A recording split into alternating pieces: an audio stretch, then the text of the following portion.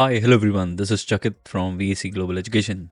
In this video, we are going to discuss about the current visa trend for New Zealand, and we are also going to discuss about the percentage in which the immigration is giving the visas at the moment. Like, for example, what is the success rate of the college, what is the success rate for the polytechnic, and what is the success rate for the university. Also, we are going to discuss about different points on which your visa success depends, and we are going to discuss about the rejection reasons and how you would be able to solve those reasons. So watch this video till the end, जिससे कि आपको पूरी की पूरी जानकारी अच्छे से detail में मिल सके. Now let's start with the visa success rate right now. So visa success rate for New Zealand is around 60% at the moment. And why I'm saying is because what we have seen, we have done hundreds of application for the student in 2024, and what we have seen as a trend, also what is mentioned on the website, which you can just see right here. So what you see is that private colleges have a lower success rate, polytechnic has a little higher, and then comes the university. Why is it that? Because universities have the filtration process, after which they give you the admit and then you apply for the visa. Same is the case with polytechnic, but private colleges are little lenient when it comes to the admission process. However, if your funds are strong and you know that the exact reason that why you are going to this particular college, this particular university, and this particular college, then you would realize that how these things changes very fast. So we are going to go deep down into this, and I will try and explain you that how you would be able to improve your visa success chances. So watch this video till the end. So now let me tell you the percentage wise. So private colleges have a visa success rate of around 40%. Polytechnic has a visa success rate of around 60%, and university have a visa success rate of around 80%. Now, why is that? Because universities are mostly government funded. There is only one private university in New Zealand, which is AUT. Apart from that, all the universities are government funded. So that means all the research, all the thesis, what you the student write, if they are coming for the master's program, they are funded by the government. So when you go to the government university, their expenditure reduces. So that is one point. Second point, the polytechnics are also funded by the by the government, but the thing is that the entry requirements are a little flexible, so that's why they have a lower success rate. But when it comes to the private colleges, they are not governed by the government, but they are monitored by the government. So they make the policy that these are the guidelines which you need to follow. And again, there as well, there is another factor which you need to consider, which is the categorization of all these institutes, be it the university, be it the polytechnic, or be it the private colleges. So what NZQA has done, NZQA is the New Zealand Qualification Authority. So this is like the CBSE in India, or UGC for that matter. So what they have done is they have categorized the private colleges into category 1, category 2, category 3, category 4. So you need to make sure that even if you're going for private colleges, you are going to a category 1 college. So category 1 college have the highest visa success rate if you are talking about the private colleges. So if you are going for any private college, make sure that it's a category 1 college. That would increase your visa chances.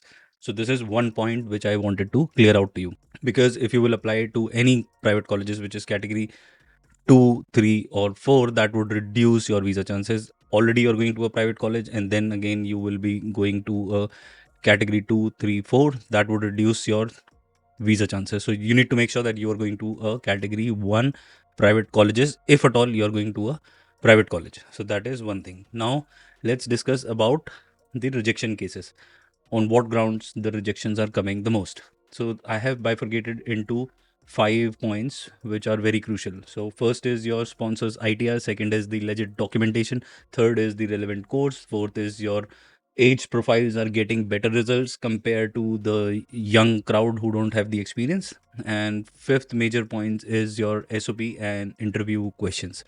So we are going to go deep down into all the 5 points. So continue watching this video. So first thing is the sponsors ITR. Most of Indians, they do not pay the taxes, and that's why they file their ITR under 5 lakhs. When you file your ITR under 5 lakhs, you don't have to pay any tax, and you file your ITR just to show the government that you're making only this much amount of money.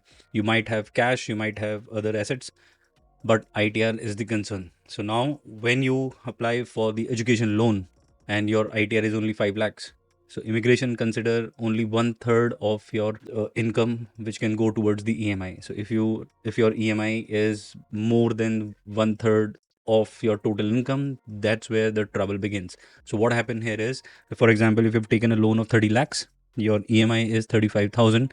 So you multiply 35,000 into 12, the amount would be somewhere closer to 4 lakh rupees. So if your total income is 5 lakhs, then how can you pay an EMI of 4 lakhs? So that is a big trouble when it comes to the immigration, that they don't consider the ITR of only 5 lakhs. Only few cases have got the visa. We have also got the visa with 5 lakh of ITR, but that was very rare chances that you are going to a university, you are going to a green list course, you have very good grades, you have good IELTS score, you have a complete package. Only the ITR thing is missing. Plus, to back it up, you have an asset which is your property or an old FD or any sort of asset. You have a good CA statement, then it might work. But then again, it will be very risky. So, if you want the New Zealand visa, your family income should be one third of the total EMI which you're going to pay in the future. So, just make sure of that. Second is the legit documentation. What I have seen, like since I'm doing these videos and I'm speaking to a lot of students on daily basis, I came across a student who studied from UK and he had work experience from UK itself. Then he came back to India, worked in India for his father, and then he applied for the New Zealand visa from us only. What we realized was that the student was not giving enough information which was required in order to get the visa. He was giving us limited information, and based on that limited information, we filed the visa, and the outcome was not positive. And that was because the student gave us the forged documents. See, guys, we are here to help you, but we can only do such limited part. When immigration go deep down inside the student profile, they do a lot of reference checks from the employer, from the visa authorities, from the high commission. And if you are not giving the authentic genuine information to us, then we are not going to help you, because that way we would have very limited information, and with that limited information it is not possible for us to represent you in order to get the visa. You need to be very transparent and authentic to your counselor, to the company from which you are getting a visa process, also with the immigration, because if the immigration do not get the right information, they will not be able to give you the visa. In order to get the visa, you need to be very legit. So all the documents which you are submitting to the immigration, all the documents needs to be legitimate. It has to get verified from the source they are coming from, then only you will be able to get the visa. Third is the relevant course. So let's say you have done your graduation in India and BBA, and you are applying for a health science course. You do not have any experience in India with health science. You have done a BBA and now you're applying for a health science course. Few of the institute might give you the offer letter, might give you a course which is undergraduate course. You have already done your graduation and they're giving you an undergraduate course. That also lead to visa rejection. You might have good funds, you might have ITR, you have the IELTS score, but that is going to give you trouble in the future, because once immigration will find out that this guy has done BBA and do not have any work experience and now he's applying for a healthcare course, how come that be possible? So make sure that your course is relevant. Now the fourth point is kind of a good point. The fourth point says that the aged people, like aged means the people who have got good experience, 5 10 years, 15 years, 20 years of experience, they are getting the visas faster, because there's a big reason behind it. In New Zealand, the major market is the housing market. So when somebody who is coming with the age of 35, 40, 45, they have done enough savings in India, they can clearly show immigration that these are the funds which are available with me. Also, I have funds for the future, I have funds to take care of my family, I have funds to take care of the living expenses here. Plus, I also have this much surplus amount which I can invest in New Zealand, which will from which I can get a house here. So that way, if you have good funds, you have good ITR, and you have got the financial backing in India, then your chances of getting the visa are way much higher. So you guys need to make sure that when you're applying for the when you're applying for the visa, you need to show immigration that you are financially stable and you can take care of each and everything, uh, be what it may be. And the fifth important point in the list is your SOP and the interview. So when you write your SOP, you need to make sure that you give them the clear picture of your profile. You need to mention your education background, your work experience background, why you have chosen this course, why you have chosen this college, why you have chosen this university, what are your future plans. Everything has to be clear.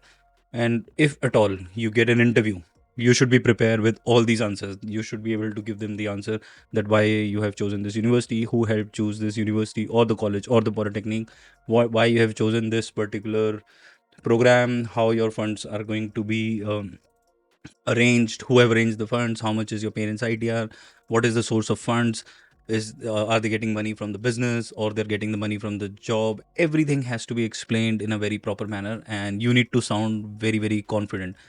If you are confident, then immigration officer will think that you are legit. But if you will fumble in the interview, then again the situation will go dicey.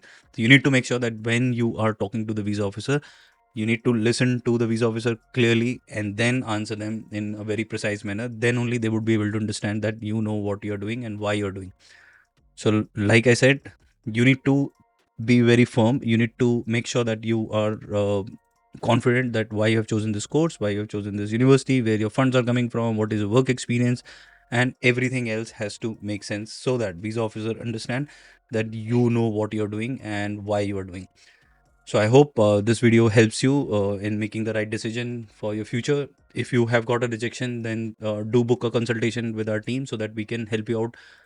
Uh, we can help you out. We can figure out that why you have got the rejection and what can be the possible solution for that.